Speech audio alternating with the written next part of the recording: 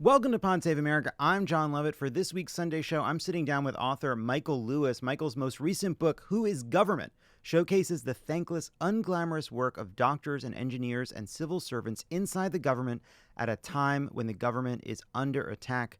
We'll talk about that and what he's learned by looking at industry contrarians and brilliant freaks. Michael Lewis, welcome to the pod. Thank you, John. It's a pleasure to be back. So, there's something that you've been talking about as you're sharing stories from this book, which is about how good the government is at counting things. Right now, in just the past couple days, one example, DOGE has shut down the research arm of the Department of Education. This is the entity that collects all kinds of data, including data that presumably you would want if you were studying government efficiency, because it collects data on what kinds of schooling are effective, what kinds are ineffective, including a bunch of longitudinal data. So this is data that's collected over years that is basically now being flushed down the toilet. Can you just talk a bit about this role that the government plays in just keeping track of the numbers and how important it is and why it gets so little attention? So, yes, I can do this a bit, but we must be aware that I'm stealing someone else's material to do this, because the book is, I wrote about a third of the book, but I invited 6 other writers to do this same thing. We just parachuted these writers into the government and said, find a story. And it was oddball writers. It wasn't normal, like daily journalists. It was novelists, stand-up comedians, and there was a novelist / nonfiction book writer named John Lanchester. They were all my favorite writers, kind of thing, who decided he wasn't going to write about a person. He was going to write about a statistic. And he made the Consumer Price Index his subject. And he makes this really interesting point that the gathering of statistics, the counting of things, isn't just incidental to the government. It's like they're at the founding of the democracy. You can't distribute power unless you have a census. You don't know how to distribute the power. And then he goes on to list all the things that the government counts and then focuses on this one thing. And it's diabolically difficult to do it well. And it isn't just the Department of Education in which DOGE and the Trump administration has started to gut the statistical operation. It's across the board. Consumer Price Index is a good example that they fired. There's a free panel, people who are just advising the government for free, professional statisticians, people who formerly worked at the Bureau of Labor Statistics to try to always improve the Consumer Price Index. They just dismiss them. And it's really interesting. There's kind of like, there are a whole bunch of questions that arise from that, but one is why. Like, why would you do this? I mean, they can say at the Department of Education they're doing it to, cut costs, but you don't fire a free expert advice to cut costs. So that's, and the other is like, what are the consequences of it? Like, what does it mean if all of a sudden the government either stops counting it or the White House just politicizes it all and makes stuff up? And with the Department of Education, you probably know more about the Department of Education than I do. But I do know that one purpose of what they count is to determine who's failing and who's succeeding across the country. Like, it just gives us some ability to evaluate the school systems. And not with that, it isn't to say that they're telling the school systems what to teach. It's just like, is this working? Are kids learning how to read and write and add and subtract and stuff? And so when you lose that ability, you, of course, then lose the ability to go in and to figure out even what the problem is that you need to fix. The larger thing that is just mind-bending to me is, all right, what happens if we actually can't trust any government statistics? Play that game. We have no portrait of ourselves anymore. People can all of a sudden you're divorced, you're in like a fantasy land. You could say anything, which is, of course, a land they like to be in. Right. Well, this is where I kind of like, do they just think that's a land they like to be in? Because that's a good question. Right, because this specific example that you mentioned about the panels of people that help make sure that our understanding of inflation and other metrics are accurate. I understand why they think they will benefit from politicizing these figures. They don't mind if we live in a world where every chocolate prices just keep falling. Right. But they also benefited from a society that was built on this reliable data. And there is something deeper here more than just the politicization, which is our collective taking for granted of what the government does day to day. And I just want to open it up to you to talk a little bit about what led you to want to examine some of these sort of unsung heroes inside of the government and what you took away from it.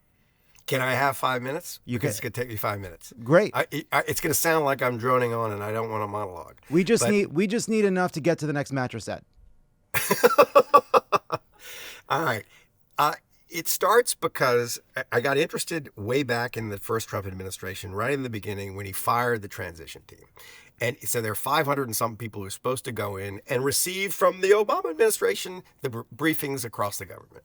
And I thought that was, and he told Chris Christie that we're so smart, we can figure out what goes on inside the federal government in an hour.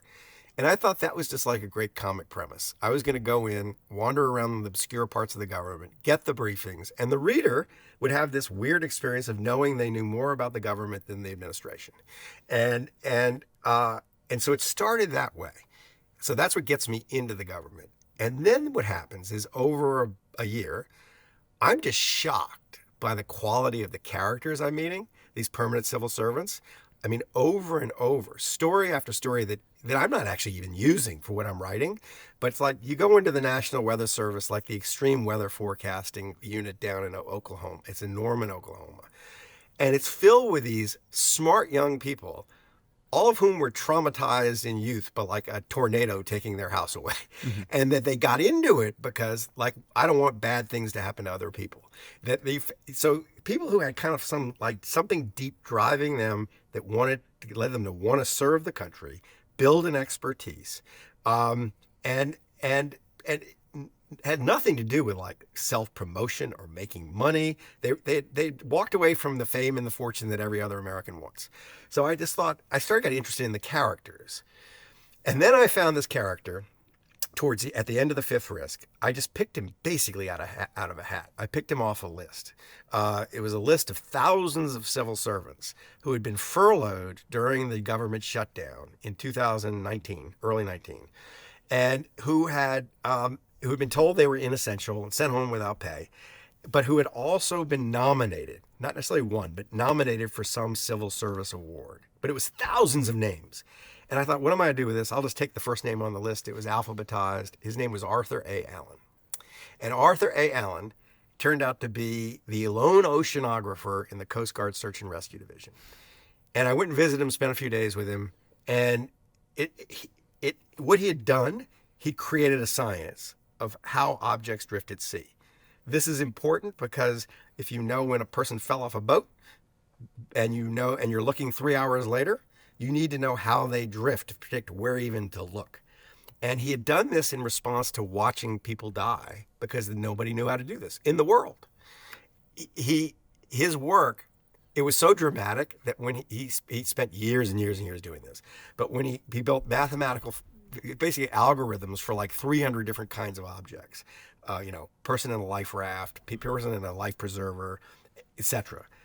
Right after he hands this over to the Coast Guard to use, like a 350-pound man goes off the side of a cruise ship 80 miles east of Miami. They don't discover him gone for several hours. They go to the cruise ship cameras so they can see where he fell off the ship. The Coast Guard just goes right to the spot and plucks him out of the water, like never in human history. Like the progress in knowledge that had happened because of Arthur A. Allen ends up saving thousands of lives. And the moment I thought, man, it was a combination of, oh, here's why nobody's writing about them, and oh, here's kind of why we should. I'd spent 3 days with Arthur A. Allen learning all about his life, learning his science, and I ended up writing him up at the end of the book. I'm on my way back to the airport, and he calls me, and he says, hey, you're a writer. And I said, yeah, I'm a writer. Of course I'm a writer. I'm sure I told you that when I called you in the first place. And he said, no, my son said, like, you write books that get turned into movies. And like, he said, are you going to write about that? Is it all this stuff we were talking about? And I said, yeah, Art, why'd you think I was there? And he said, I just thought you were really interested in how objects drift. And at that moment, it's like, that's the civil servant. He has no idea that anybody could make a character of him, or that anybody would be interested in what he does, that no ability to dramatize his own story. And I thought, like, someone should be doing this. These stories are so good that someone should be doing this. And so that seed was in my head a year ago when I went to an editor of the Washington Post and said, let me hire some writers to go do this. So just to come back to what you were saying here, that these are the kinds of stories that just aren't being told. Why? You find these fascinating characters that are doing incredible and important work. Why are you talk about as a society we're more interested in politics than government? How do you explain that? I'll take a stab, but I think you should take a stab too, because you probably thought about this at least as much as I have. We'll see. Yeah, let's hear your stab, and then I'll see if I can beat it. From the perspective of not just me, but the other 6 writers, all of whom have clever, diabolical strategies for getting inside people's lives, this is what we discover. One is that, our government, compared to other democracies, is politically very top-heavy. The White House appoints 4,000 something people to run this administration, and all the communications people are political people. They're all answering to the White House. And those communications people have just got a reflex instinct that anything that gets written is likely going to be bad. Like, if a reporter shows up, if a writer shows up, the downside far outweighs the upside. Mm-hmm. And so right away, you're kind of shut out. And to write these stories, I got to live with people. And I can't go talk to them for 40 minutes in their office with a communications person present, which is what they would do naturally. So every one of us had to go get through that phalanx of communications people. And it was not pleasant. It was not easy. So that's one thing. It's like the political process has gotten used to the idea that we just need to minimize the story, because the story can be used against us. And there's not a whole lot of upside to any given administration to good stories about permanent civil servants. A lot of downside if they find disaster, but not a lot of upside if, this guy's just saved thousands of lives. Nobody gets credit for that politically, kind of thing. I think that's maybe one thing. The second thing is, these people don't tell their own story. Like, not only are they the kind of people who don't tell their own story, the kind of person at the dinner party who doesn't speak up, and at the end you realize they should have been talking the whole time because they're more interesting than everybody who spoke. They're like that. But they are in an environment where they know that the likelihood that attention is going to be positive attention is minuscule. Yeah. That attention is bad. And that you're going to, so you keep your head down because you don't want attention. So they're not out there they don't step forward, and they've got a wall between them and people who would tell their story. And then the third thing, it's kind of like a counter narrative, right? Like, we've been living in this country with a narrative that the government's just like wasteful and fraudulent and blah, blah, blah. Civil service or bureaucrats they are. And so you're challenging a stereotype in readers' heads to tell this story. And when you do that, you do meet resistance. Like not everybody likes it. So, those are some of the reasons. It's a really good question, because just generally, when I find something like a vein of material, it's a bit like finding a trade in the stock market or the financial markets. It's like, why does this exist? Because maybe it's just not true. Like, maybe I'm finding a false vein of ore. But in this case, it's true, and it is mysterious because the literary material is just so good. Yeah, well, what I'm also interested in the ways in which the reaction that you're dealing with when you're trying to get these stories are fair, a reasonable reaction to how the government is covered, because there is a bias on the part of mainstream press towards negativity and scandal. That is usually why if the government is calling about the FAA, it's because planes are touching. Right. That's right. And so that is a reasonable result. The other is government, somebody that's not trained in politics is going to be a little less savvy about how to engage with a reporter, may say the wrong thing, right? And they don't trust correctly that interesting but poorly phrased sentence won't be taken out of context. And then the other piece of it is there's a lot of scientific research that sounds silly, that sounds ridiculous, that ultimately saves lives. And if it gets in front of the right-wing press, suddenly you've got, Marjorie Taylor Greene waving a copy of your abstract in a congressional committee, and that's never a good idea, right? So there you go. I knew you'd have something to say that I didn't say, and that's sure. it. I imagine Arthur A. Allen at the very beginning of inventing his science, and he's out in the Long Island Sound with these mannequins, tossing them into the water and putting little gauges on them, and it costs a little money to do it. But nothing has been yielded by this work. At that moment, if Marjorie Taylor Greene entered into it, she could ridicule him and mock him and why are we paying someone to do this? That's exactly right. That early science can be made to look ridiculous.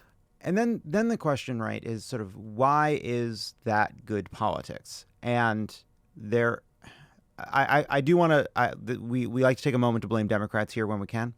And some of it, right, is just viewing a lot of what the government does as self-perpetuating, that you don't have to defend it because it's what the government has always done. But in a deeper way, we pay for a lack of collective memory of what life was like before the government collected this data, right? Before, not a lot of people left who remember when the rivers caught fire, and all the people that were old enough to know what life was like before Social Security and Medicare are now dead, right? Yep, and so yep. I guess I'm wondering what you've learned about how to convey and really kind of fight that stereotype to allow the idea of government as good to sort of re-enter our collective imagination. And maybe it is just through a book like this. So first off, as to your first point there, so I actually went and ran down another fat man who fell off a boat and was rescued by the Coast Guard, this in the Pacific Ocean, fell off the back of a fishing boat, and to talk to him about why he thought he was alive. Mm-hmm. And he was alive because Arthur Allen figured out how he drifted, and he would not have been alive at any other time in human history. They would not have known where to look. And he said, I do know why I'm alive. He said, while I was at sea, I discovered Jesus. I accepted Jesus Christ as my Lord and Savior. So he told himself the story that the Coast Guard had found him miraculously because of Jesus. The Coast Guard had found him miraculously because of Arthur A. Allen. Now, why I think something like that repeats itself over and over and over. People build whatever narrative they want out of whatever happened, and so that's a problem. The second part, your second part, remind me what your second question is here. It's just that we all live in a world that government has made safer, healthier, freer, cleaner. And it is so taken for granted. It is the status quo ante, and we can't imagine things getting worse again. Correct. That's true. And how you remind people that you shouldn't take this for granted. I mean, so the answer really is this book is an exercise. It is that exercise. Yeah. It's sort of like, but having said that, so. And this is one reason I did it this way. I didn't tell the writers anything about what they needed to do. I mean, I wrote the first big one and the last big one, and they wrote the middle of it. And I just said, find a story, wondering what they would find. And they found over and over a version of the same story. Like, it is amazing what this thing has accomplished. And so it inadvertently ends up being this. The book could have turned out a lot of different ways. And I don't know, when you ask how you repair this mental mistake that the population makes, this is a small attempt. It's a book, whatever. it will introduce stories into people's minds that will make it harder for them to live with the stereotype in their head of the lazy, inefficient government worker. That's helpful. Unfortunately, I think the only way you get to like a radical readjustment is some sort of crisis, some sort of really existential crisis, and COVID wasn't enough. Well, right. We just did that. And by the way, we created the government led the charge to create a vaccine miracle, one of the greatest achievements in human history is the rapid scientific breakthrough that was mRNA vaccines. And the president responsible is now realizing when he's talking to his own crowds that they don't like it. Yeah. No, it's amazing. It is amazing. And I wouldn't rush. I mean, Trump deserves some credit for it, I guess. But this was a long-term project that starts back in like the Bush administration. That begins with a pandemic planning exercise and seeding these companies or investing in these companies that develop the mRNA vaccines was a government triumph. And it was long and slow, not dramatic, though the result was kind of dramatic, very dramatic, and kind of a hard story for people to internalize. These are hard stories to tell. I think that's part of the problem. And I have a question for you. Okay. You're a good person to answer this question. I thought on the back end of Trump and seeing the way he approached the federal government and the disaster that was his COVID response, that there was a chance that Democrats would engage in a full-throated, not just defense, but sort of full-throated explanation of government. That government would be that they want to sell the government in a way, explain it, and they didn't. Yeah. It was sort of like government, sort of like something you don't want to talk about when you're running for office, and I don't know why that is. Pod Save America is brought to you by Via. 420 is around the corner. Love it. And there's no better time to elevate your wellness routine. Whether you want to relax, recharge, or refocus, Via has the perfect lineup for you. If you haven't tried them yet, you're seriously missing out. Whether you need to unwind, refocus, or boost your mood, Via is here to enhance your everyday and night. Trusted by over 500,000 happy customers, Via is changing the game in natural wellness, blending powerful, high-quality hemp-derived ingredients to deliver real, effect-driven benefits.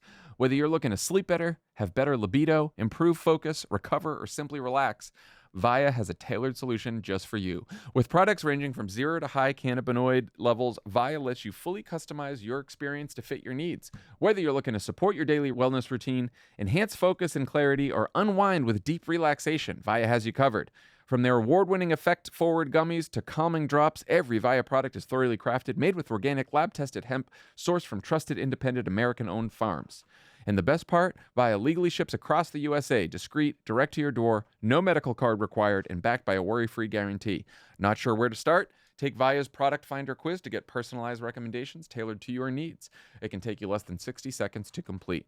So if you're 21 plus, treat yourself to Via's annual Spring 420 sale. Black Friday level savings up to 35% site-wide right now, up to 50% off packs and bundles, and get a free gift and more savings with your first order using our exclusive code CROOKED at the link in our description or viahemp.com. Plus, enjoy free shipping on orders over $100. If you're 21 plus, go to viahemp.com or check out the link in our description and treat yourself to Via's annual Spring 420 sale. Black Friday level savings up to 35% site-wide right now, up to 50% off packs and bundles, and get a free gift plus more savings with your first order using our exclusive code CROOKED. Plus, enjoy free shipping on orders over $100. That's code CROOKED at the link in our description. After you purchase, they ask you where you heard about them. Please support our show and tell them we sent you. Enhance your everyday with Via. Pod Save America is brought to you by ZocDoc. Have you ever been to a dentist who wants to chat with you while they're cleaning your teeth? Yeah. Or a therapist who only wants to look in your mouth? Yeah. Too slow. Or a therapist who only has openings in the middle of your workday? ZocDoc is a free app and website where you can search and compare high-quality in-network doctors and click to instantly book an appointment. We're talking about booking in-network appointments with more than 100,000 doctors across every specialty, from mental health to dental health, primary care to urgent care, and more. You can filter for doctors who take your insurance, are located nearby, are a good fit for any medical need you may have, and are highly rated by verified patients. Once you find the right doctor, you can see their actual appointment openings, choose a time slot that works for you, and click to instantly book a visit. Appointments made through ZocDoc also happen fast, typically within just 24 to 72 hours of booking. You can even score same-day appointments. Stop putting off those doctor's appointments and go to ZocDoc.com/crooked to find and instantly book a top-rated doctor today. That's ZocDoc.com/crooked, ZocDoc.com/crooked. There is a kind of big difference between Republicans and Democrats, and I think it is in part because Republicans have always viewed themselves as against the mainstream political establishment inside the government, inside the media, and of course against Democrats. And Democrats have a different relationship with those institutions. But, it's not... I remember, George W. Bush, maybe it was Karl Rove or one of his advisors talking about that they were in the reality distortion business, that they were going to change reality. Remember this? Yeah. Republicans are much more comfortable understanding that for them to get the world to look the way they want the world to look, they're going to have to change how they're going to say what they're going to say. And their job is to change the perspective, change how people see it. And Democrats are a bit more afraid of that, right? Right now, poll after poll shows that people don't think the government works. They think the status quo is failing them. There's a lot of truth to that, by the way, and that's one place I want to get to, right? One part of this, why don't people like the government? One aspect of it is they don't think the government works, and maybe parts of it they're right. But they look at that and they say, oh, people don't want me to defend the government. They want me to say I hate the government. I think the government's bad. But there's a kind of a failure of imagination to think about what it would look like if Democrats collectively decided to try to persuade people, and not just on the margins on a specific policy question, but to have a vision that fundamentally alters the perspective the American people have on an issue. Republicans have been much more willing to do that, in part, I think, because Republicans understood that some of their positions were far more unpopular, right? Mm-hmm. Like being pro-life was unpopular. Being for tax cuts for the rich is deeply unpopular. Being against environmental regulations are fundamentally unpopular. They know they start from behind. They may, dissemble about the media or blame bias or whatever it may be, but then on some level they know that they're fighting for an unpopular policy. And Democrats are just, I think, more afraid to do that. And also, I think some of them, it's just not there. They are institutionalists. They are kind of establishment types, and they don't like bucking the trend. You think about... Anyway, I don't know the answer, but I do think that's part of it. You may have explained it. And Republicans have the benefit of the guerrilla warfare tactics. If they're operating, when you're going to lose, if you play the same game, you have to play a different game. And so that's the game they've chosen to play. But it's on the evidence of the 2 books I've now published on the subject, there's a big market for discussing these subjects, for one, explaining what government is doing, and talking about where it works, not just where it doesn't work. I mean, that we spend a lot of time talking about where it doesn't work, right? Whenever anything bad happens, whenever there's a little scandal, it gets amplified. There's very little attention paid to the bright spots. And the bright spots are just sort of taken for granted. It's just like, oh, that happened. Oh, I got plucked out of the ocean by the Coast Guard. Whatever. I don't know how they did that. And it's interesting to see, why it works when it works. And one of the patterns that emerges through the stories, I think, in the book, is that it works better if it's at some distance from the political process. If the person is not constantly being somehow monitored by the political process. If they're on a longer leash, that's it's true of all the bright spots that we've written about. It's like the person was given, for whatever reason, different reasons in different places, latitude to operate kind of the way you might be given latitude to operate in the private sector. And then we don't usually do that in the public sector. Everything, the idea that the Elon Musk idea, I guess it's his idea. Who knows? He says something different every day. But that they're going in to find corruption, fraud in the federal government, it's insane. That there's so much more fraud in the private sector than there is in the public sector. That everything there is watched. Like, you can't take a federal worker out for a sandwich without them insisting that they got to pay for it. Because they know there's this reflexive fear, and they are, you know, every agency used to have an inspector general who would get them in trouble if they did stuff they shouldn't do. There are mechanisms for identifying and preventing fraud in the federal government that don't exist in the private sector. And it's so there are problems in government, but they're not the problems that everybody thinks are the problems. Yeah, I do think there's a nuance, because you're right? The examples that you're talking about are people that are able to operate outside of the kind of evil eye of politics. But then I also think of moments when government has worked well or better because of politics. And all right. What I remember when, you know, right now there's a bipartisan fury at the idea that we're not going to fund PEPFAR. And I remember when Bush was setting up PEPFAR, he stood it up outside of USAID because they understood that USAID was a bureaucratic mess, had tons of problems. And so what we're going to do is we're going to stand this up outside so it can be efficient and effective and move quickly. It's going to be more political. You look at what happens when the Biden administration goes to implement the CHIPS Act.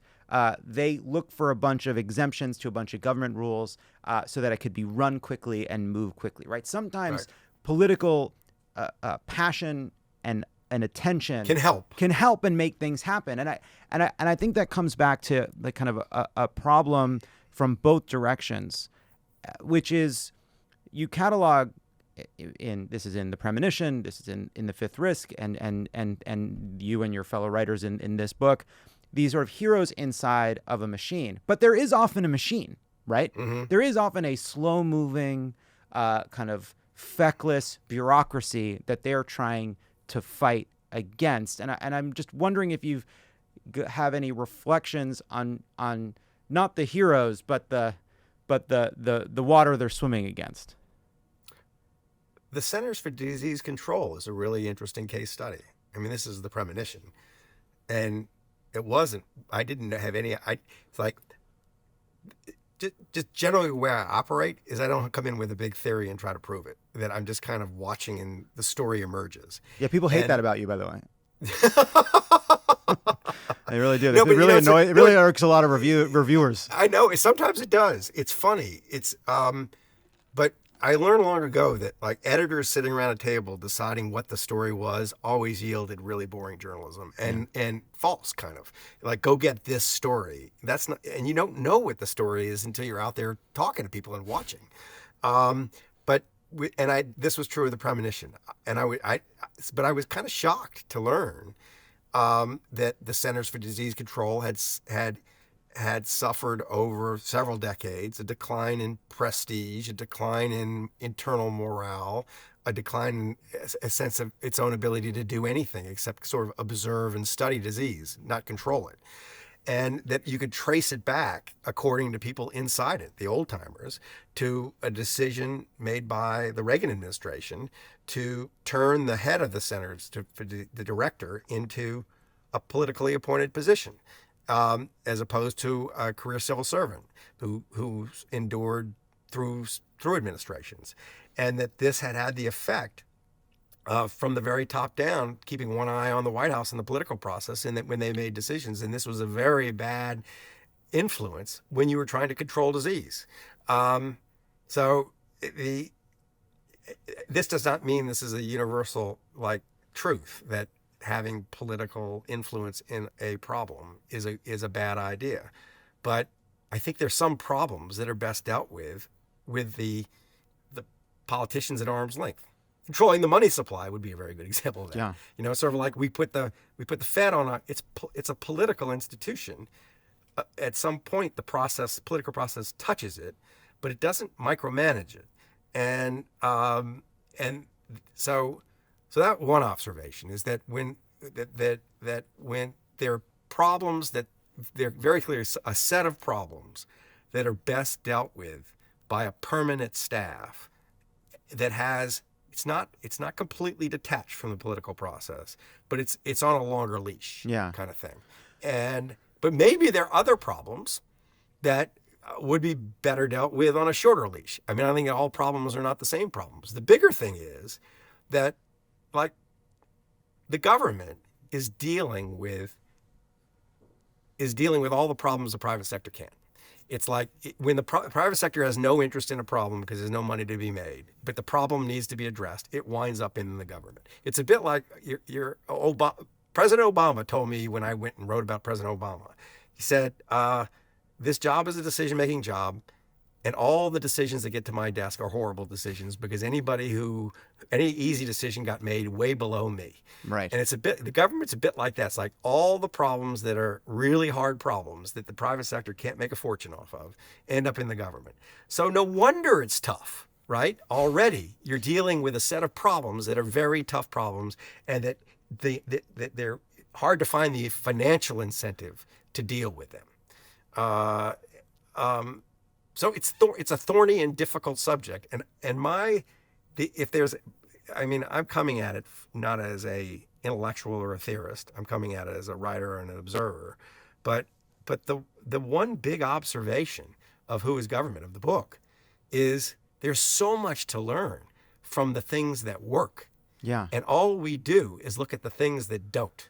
So let's talk about that too. So in the fifth risk, you mentioned this earlier. You talked that basically at the Department of Energy they've set up desks for the incoming Trump administration to sit at because they assume somebody's going to show up and nobody comes, right? I wondered too, like thinking back, like is the fifth risk at this point almost like naive about how bad this could get? I'm wondering like what lessons you take from the fifth risk about their kind of carelessness about what government does or doesn't do, and how that is now being applied sort of in the extreme by DOGE under Trump now. The indifference that Donald Trump had to the federal government he was meant to run was breathtaking. And at the time I remember thinking, I understand why he never had in mind that he was going to be running the federal government, because he never had in mind he was going to win, that he was running as a marketing stunt in the beginning, and it just kind of, the dog caught the car. Yeah. And so that's Trump 1. Trump 2, the dog's trying to drive the car, and that's a different story. But Trump 1, so there was, what does it say about a man that he is given this awesome responsibility of managing this 2-3 million person workforce by surprise, and his response is, I don't need to know about it. It wasn't just negligence. It was negligence. It was actually a feature of his way of moving through the world that he didn't want to know. And not wanting to know, it's sort of like when you don't accept the responsibility of having to know, of acquiring knowledge, of learning, it puts you in a different position in relation to the institution. You can say and do anything without any kind of responsibility because you don't have anything in your head saying, oh, I shouldn't do that. So I think the lack of knowledge was sort of feature, not bug, of his MO of running things. Like he really didn't, it wasn't that he didn't know, it was that he really didn't even want to know. And which is such an odd way of moving through the world. But I thought Trump won. I thought, as I said, I kind of thought comedy at first, like that he doesn't care enough to go and really screw it up. That it will be neglect kind of thing. And we'll see the consequences of neglect, but we can recover from that. Where I didn't jump to in my mind right away, but eventually did, was that if he doesn't care enough to pay any attention, there are lots of other people who do care, who will attach themselves to him and do what they want to do with this enterprise. And he won't care about whatever they do. He'll be indifferent to it until it affects him in some personal way. So that's, Project 2025 is that, I think, these people at the Heritage Foundation dreaming up a whole new plan for how we govern or don't govern ourselves, and insinuating themselves into his world in various ways, and then doesn't care enough to stop them, and so there they are. And then, I mean, now it gets more. I mean, the fifth risk. I didn't feel like I was watching an autocrat take over an enterprise and try to bend it to his will. I felt like I was watching a doofus who didn't have any idea what he was doing, letting all kinds of unqualified people in to maybe do nothing. Appoint Rick Perry to the head of the energy department when Rick Perry didn't know what was in the energy department, kind of stuff. And this time, it feels like, no, this is a purposeful warping of the enterprise to reduce it to nothing more than an instrument for Donald Trump's personal ambition. That instead of taking an oath to the Constitution, the millions of federal workers are basically supposed to take an oath to Donald Trump. And that anything that impedes anything he wants to do, scratch whatever itch he wants to scratch, will be eliminated. Pod Save America is brought to you by Quince. Vacation season is nearly upon us. This year, I'm treating myself to the luxe upgrades I deserve with Quince's high-quality travel essentials at fair price, like lightweight shirts and shorts from $30, pants for any occasion, and comfortable lounge sets. I got some of the lightweight shirts. I got some of the shorts. Very excited about it. Nice. They're great. They're really affordable, like starting at $30. And they look great. With premium luggage options and durable duffel bags to carry it all, you can also get some luggage from them. The best part, all Quince items are priced 50 to 80% less than similar brands. And by partnering directly with top factories, Quince cuts out the cost of the middleman and passes the savings on to us. And Quince only works with factories that use safe, ethical, and responsible manufacturing practices in premium fabrics and finishes. You gotta love that. For your next trip, treat yourself to the luxe upgrades you deserve from Quince. Go to quince.com/crooked for 365-day returns, plus free shipping on your order. That's QUINCE.com/crooked to get free shipping and 365-day returns. Quince.com/crooked. Pod Save America is brought to you by ZBiotics Pre-Alcohol. Let me tell you, if there's a surefire way to wake up feeling fresh after drinks with friends, it's with pre-alcohol. ZBiotics Pre-Alcohol Probiotic Drink is the world's first genetically engineered probiotic. It was invented by PhD scientists to tackle rough mornings after drinking. Here's how it works. When you drink, alcohol gets converted into a toxic byproduct in the gut. It's a buildup of this byproduct, not dehydration, that's to blame for rough days after drinking. Pre-alcohol produces an enzyme to break this byproduct down. Just remember to make pre-alcohol your first drink of the night. Drink responsibly, and you will feel your best tomorrow. You've heard us say it a million times, ZBiotics works. Spring is here, which means more opportunities to celebrate warmer weather before drinks on the patio, that tropical vacation, or your best friend's wedding. Don't forget your ZBiotics Pre-Alcohol. Drink one before drinking and wake up feeling great the next day. Go to zbiotics.com/crooked to learn more and get 15% off your first order when you use Crooked at checkout. ZBiotics is backed with a 100% money-back guarantee, so if you're unsatisfied for any reason, they'll refund your money, no questions asked. Remember to head to zbiotics.com/crooked and use the code Crooked at checkout for 15% off. There's a way in which this is sort of a kind of traditional first term, second term dynamic playing out, but in this sort of bizarro evil version, which is, I think a lot of presidents in their first term feel like they work for the White House. And then in the second term, they've gotten their bearings and now the White House works for them, right? That when Donald Trump became president, there was a fear in him, I think. There was a fear in how Donald Trump was going to operate, right? He had all these sort of, he wanted good press and he wanted the stock market to do well. And he wanted to get credit for being the best president ever. But when what they call the deep state pushed back, they were cowed by it, right? There's a lot of things the Trump administration was stymied from doing, and this time they feel like they're not willing to be stymied, and yet they still don't know what the government does. They are still people who don't seem to know what it does. And I'm wondering, Donald Trump and Elon Musk are different people. Elon Musk is not as stupid as Donald Trump, and he's done real things in his life. He has genuine mastery in his life, and yet he has now spent months going inside of the government and seems to have learned nothing about it. And I'm wondering how you explain someone who clearly has moments where he's able to understand the deep functioning of a rocket ship, a car company, whatever, approaching this in such a cavalier way. I haven't spoken to him, and I'm guessing. I'm flying by radar here, but there are a couple of thoughts pop to mind. The more reasonable interpretation is that he comes from the private sector, and his one experience of really like reforming an institution is Twitter. he didn't. It's funny. He didn't found any of the companies he's famous for founding, right? He came in. He didn't found Tesla, but and presumably someone else is mostly managing it.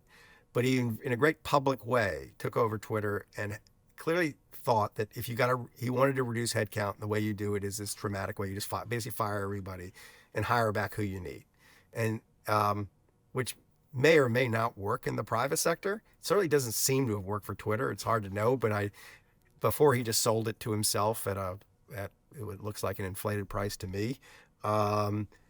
I know people who invested alongside him who felt they'd lost half their investment. So I'm not sure even that was a smart way to do that. But he has that metaphor in his head, like run it like the private sector. In the private sector, you're ruthless to the employees and all that. It's not really true. Like, I don't think there's a whole lot of smart managerial types in the private sector who think the best thing to do is traumatize your workforce first, and insult them and condescend to them and all the rest. And I don't think, I think there's this halo thing that goes on with Elon Musk, that because he's got a lot of money and he's been present and involved in marketing things very well and with startups, he's a good front man for businesses, that he has some managerial gift. And I'm not sure he's ever really displayed that managerial gift, but he may think he has it and other people do.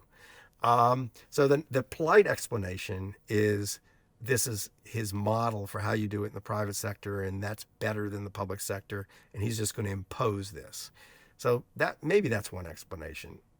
It doesn't really ring completely true to me. I think that I think he gets off. I think there's some I think he's a disturbed person.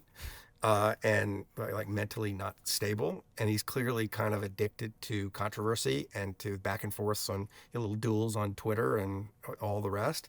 And so anything he does that provokes those kind of gets him high. It's like a drug. Yeah. And this is a way to do it to the opposition, and no one immediately around him comes back at him on it, because he's got like-minded people just around him.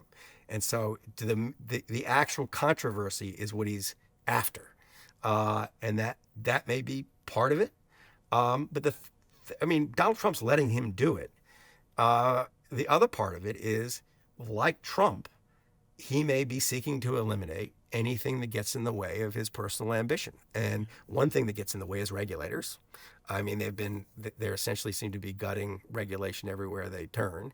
And the refereeing function of the federal government. Another thing that gets in the way is law. Yeah.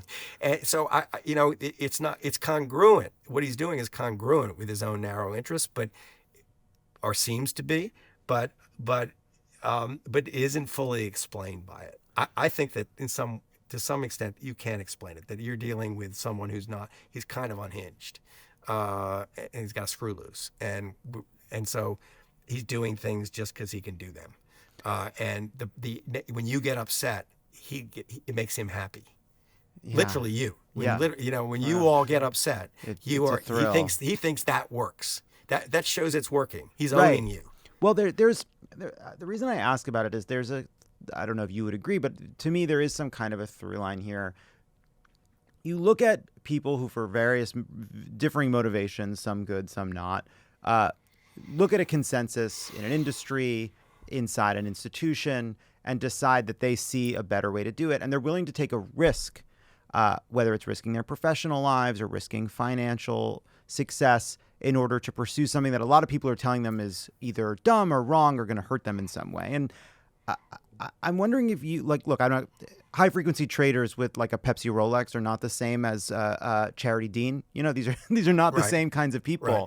But I'm wondering if you see a connection between the kinds of people that are willing to say, hold on a second, the way we're doing things doesn't make sense. I see a different path. Yeah, no, in the very beginning, I had a sliver of hope. That's what we were going to be watching with him. That the government does need work. It's not like it's all great. It's got a pay system that goes back to 1949. It's too hard to fire people. There's a lot of problems. People aren't incentivized properly. But the problem with trying to rationalize what he's doing is that the specific things he's doing are the opposite of what he says he's doing.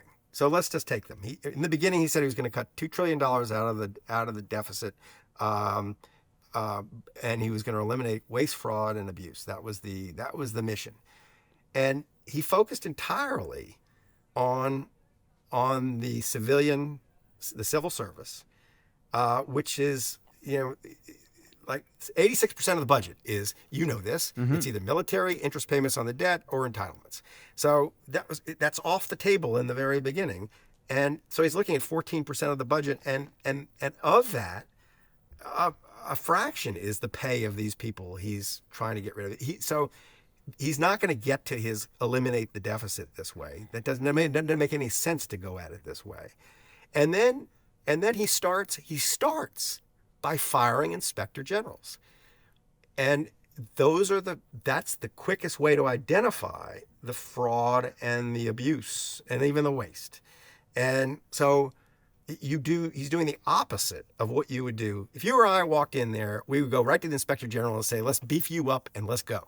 And so he's doing, it's a little hard to figure out what he's even trying to achieve, because he's saying something it's obviously quite different from what he intends to do. So you're in the land of guessing. Right. Well, it's guessing, but then it's also like, even if you look, I think there's like sort of an original sin here, which is thinking that one person can do any of this, right? Like, forget going to the inspector. Like, if you were trying to go in and say, we need to cut $1 trillion from this budget, you would go to the department heads and you'd say, you have a month. Yeah, come to me with cuts. You know your agency better than me. I don't care how you do it. I need to see results. But he doesn't do any of that. He fires the people that do that. Right.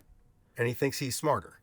And it's just a funny reflex we have in American life right now. And it's probably a byproduct of inequality, that he has $300 billion, so therefore he's smarter than everybody and everything.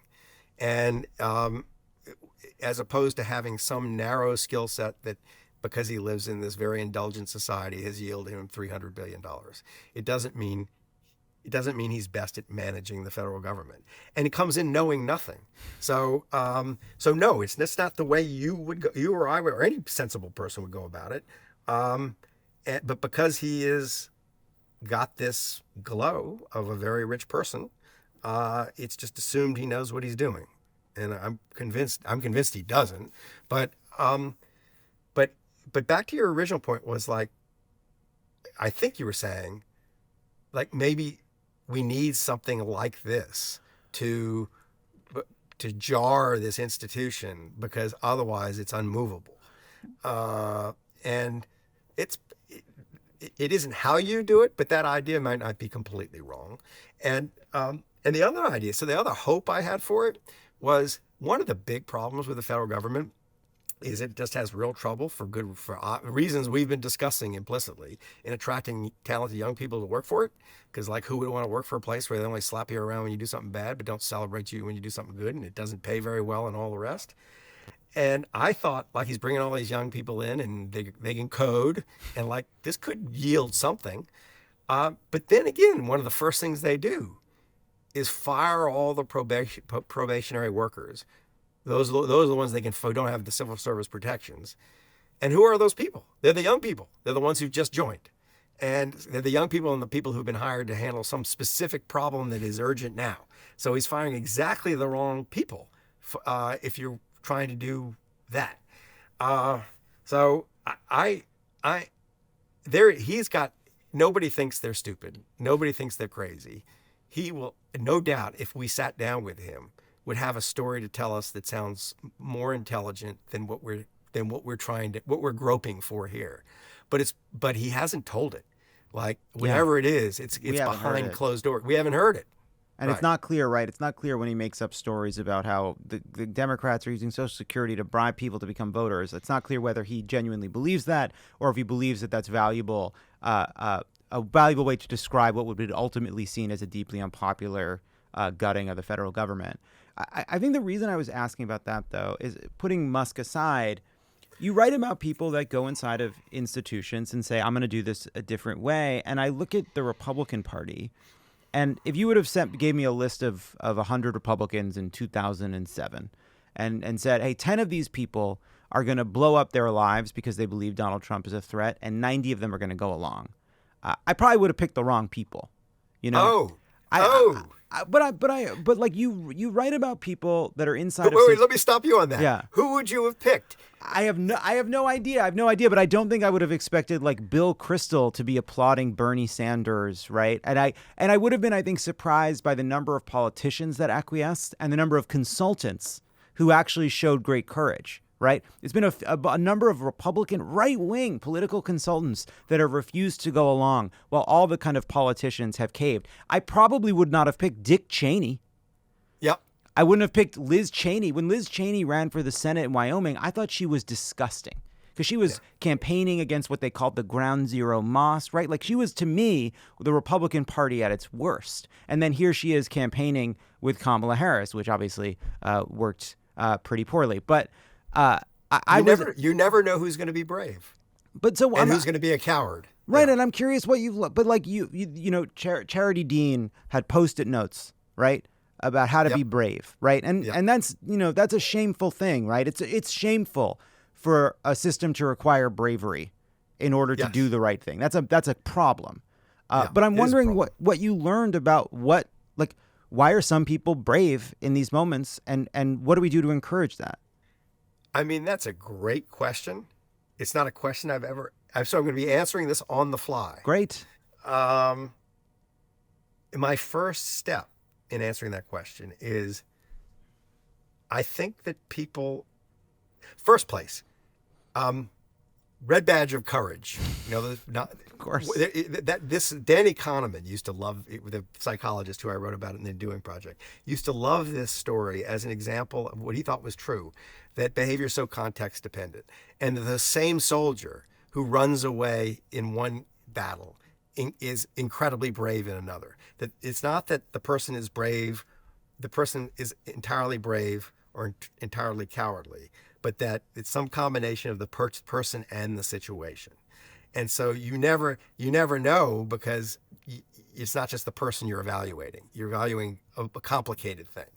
The mood they're in when they're required to make a decision, or whether they're going to be brave, how vulnerable they feel in that moment, whatever it is. So that's part of my answer, is that this isn't stable. There aren't brave. They're brave acts and cowardly acts, but it's not exactly right that they're brave people and cowardly people totally. However, I do think one precondition for the brave behavior is having a firm narrative in your head about who you are and what your life is about. And this was Charity Dean. She had insisted on this narrative for so long that she didn't know she didn't know how to do anything else, or if she did anything else, it made her very uncomfortable. And there are different ways to acquire this narrative. John McCain had this narrative in his head, right? If John McCain was around, he wouldn't be sucking up to Trump. You know, he would have blown up his political career before he sucked up to Trump. And I think narrative is a personal narrative is a very powerful thing. And when your narrative, so what is the substitute, or what's inside of people when they don't have that narrative of I'm going to do what's right and I'm willing to pay a price? They usually have a narrative, a kind of vague narrative of personal ambition. It's like, I'm going to win, I'm going to get ahead, I'm shrewd, I'm a winner, you know, all that. And that when that's the narrative, then you're really susceptible. Like it comes along, something like Trump comes along, and you know, you want to win. You don't want to. There's no point. It's very easy to say it would be no point to being brave, because I'll just get plowed over and I won't make any difference at all. I'm sure that's what most of these people are telling themselves. I'm remaining relevant for the good of my country. Not saying that in fact they've rendered themselves a part of the problem.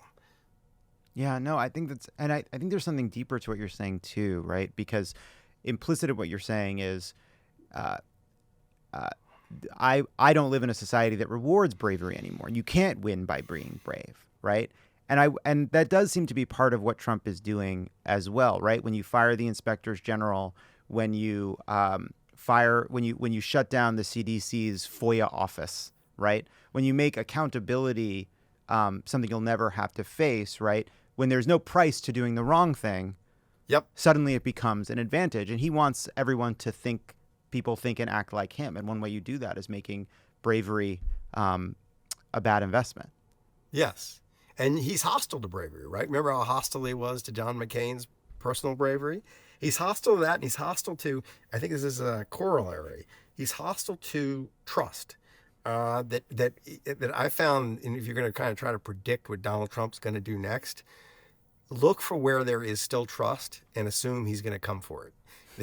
That our money, the dollar, is a natural target, but it's like assume that where you may not even the trust is usually assumed. Once you've got it, you don't really, it's there in the air you breathe. But be careful about taking it for granted, because he doesn't like it. He doesn't like it for, I think, a really specific sort of lizard brain reason. He's so untrustworthy.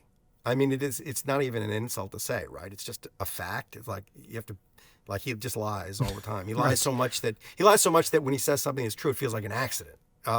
And it's just like it's an impulse. It's almost like a reflex. Lying is better. Is sort of how, and he cheats people. It's just like one thing after another.